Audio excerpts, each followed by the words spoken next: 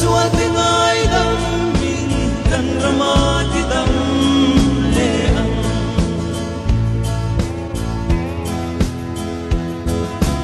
lal pa churing in thil tha ti la rin om na se han se lal pa iswa ming lam se sung in hu moi rot le in ai to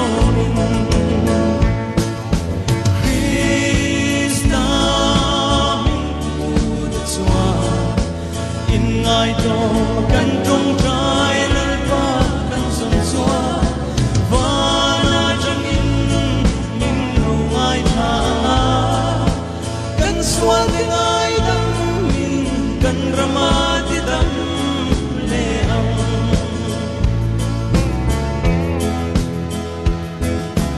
ro re la chua nung lam min hoi san di na te an tom so ta thu tak chu ko hera atua eng tin nge mo o ka ti ta kan Krista ming tu de chua in ai to kan trong trai lal pa kan sun chua va na chang in min lo ai tha kan sual tiếng ai đắm mình kan rama ti dam le ang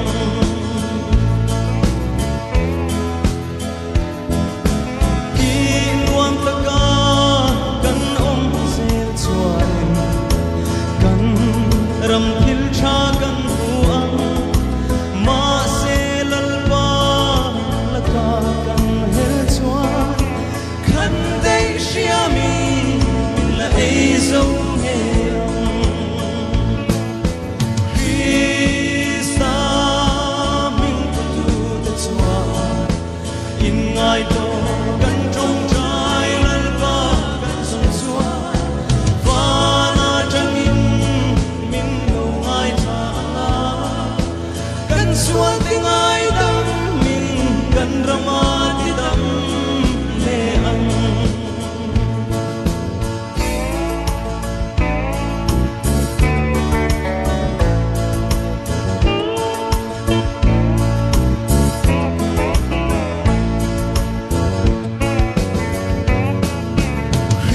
Krista ming tu de chua in ai to kan trong trai lal pa kan sun chua va na chang in min lo ai tha kan sual tiếng ai đắm mình kan rama ti dam le ang kan sual tiếng ai đắm mình kan rama ti dam le ang ประเทียนเราคุยหรอเซ่